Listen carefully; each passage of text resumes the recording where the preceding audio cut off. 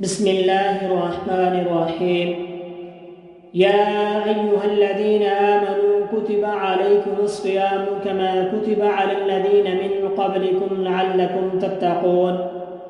اے ایمان والو، تم پر روزے فرض کیے گئے ہیں جیسے ان پر فرض ہوئے تھے جو تم سے پہلے تھے، تاکہ تم گناہوں سے بچو۔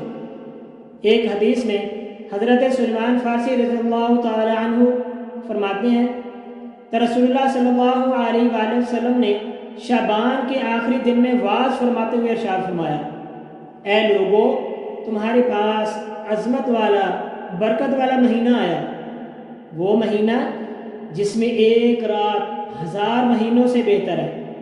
اس کے روزے اللہ تعالیٰ نے فرض کیے ہیں، اور اس کی رات میں قیام یعنی نماز پڑھنا، سنتیں وغیرہ ادا کرنا، جو اس میں نیکی کا کام کرے تو ایسا ہے جیسے اور کسی مہینے میں فرض ادا کیا۔ کسی دوسرے مہینے میں کوئی فرض ادا کیا، کوئی سنت ادا، رمضان کے مہینے میں کوئی ایک سنت بھی ادا کرے گا تو اس کا ثواب بھی ایک فرض کے برابر ملے گا۔ اور اس میں جس نے فرض ادا کیا تو ایسا ہے جیسے اور دنوں میں 70 فرض ادا کیے، باقی دنوں میں 70 فرض ادا کیے، رمضان میں ایک فرض ادا کیا تو اس کا ثواب 70 فرضوں کے برابر ملے گا۔ یہ مہینہ صبر کا مہینہ ہے، اور صبر کا ثواب جنت ہے، اور یہ مہینہ بھائی چارگی کا ہے، اور اس مہینے میں مومن کا رزق بڑھا دیا جاتا ہے۔ اللہ تعالیٰ رمضان میں مومن کا رزق بڑھا دیتے ہیں، اور جو اس میں کسی روزہ دار کو افطار کرائے اس کے گناہوں کے لیے مغفرت ہے، اللہ تعالیٰ اس کے گناہ بخش دیں گے، اور اس کی گردن آگ سے آزاد کر دی جائے گی، اور اس افطار کروانے والے کو ویسا ہی ثواب ملے گا جیسا روزہ رکھنے والے کو ملے گا۔ روزہ رکھنے والے کا ثواب میں کسی قسم کی کوئی کمی نہیں ہوگی، لیکن اس کے برابر ہی روزہ افطار کرانے والے کو اس کا ثواب ملے گا۔ تو حضرت سلمان فارسی رضی اللہ تعالی عنہ فرماتے ہیں، ہم نے آپ صلی اللہ علیہ وآلہ وسلم سے عرض کیا، یا رسول اللہ، ہم میں ہر شخص وہ چیز نہیں پاتا جس سے کسی روزہ دار کو روزہ افطار کرائے۔ تو آپ صلی اللہ علیہ وآلہ وسلم نے فرمایا، اللہ تعالیٰ یہ ثواب اس شخص کو بھی دے گا جو ایک گھونٹ دودھ یا ایک کھجور یا ایک گھونٹ پانی سے روزہ افطار کرائے، اور جس نے روزہ دار کو پیٹ بھر کر کھانا کھلایا اس کو اللہ تعالیٰ میرے حوض سے پلائے گا کہ کبھی پیاسا نہ ہوگا یہاں تک کہ جنت میں داخل ہو جائے۔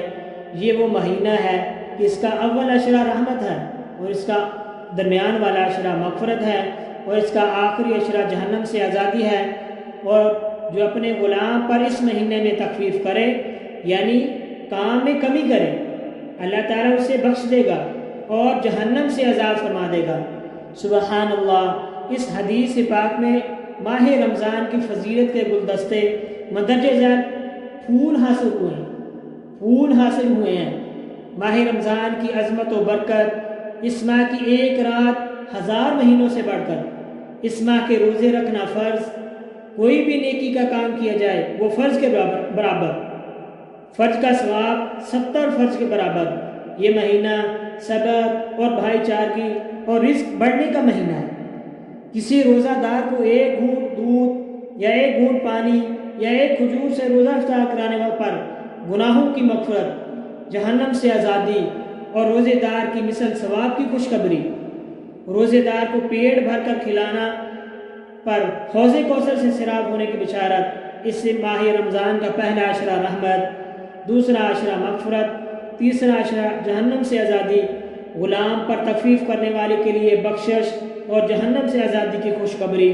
اللہ تعالیٰ سے دعا ہے اللہ تعالیٰ ہم سب کو ان اعمال پر عمل کرنے کی توفیق عطا فرمائے۔ وآخر دعوانا ان الحمد للہ رب العالمین۔